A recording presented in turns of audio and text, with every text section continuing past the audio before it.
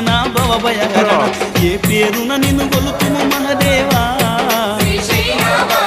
ఏ తీరున నిన్ను పూజింతుము దేవా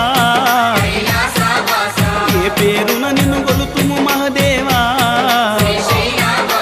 ఏ తీరున నిన్ను పూజింతుము దేవా శ్రీశైలవాస శ్రీ మల్లినాథ నీ దర్శన భాగ్యం ఈవయ్యా మా జ్యోతిర్లింగా ఈ జన్మకు మోక్షం ఈవయ్యా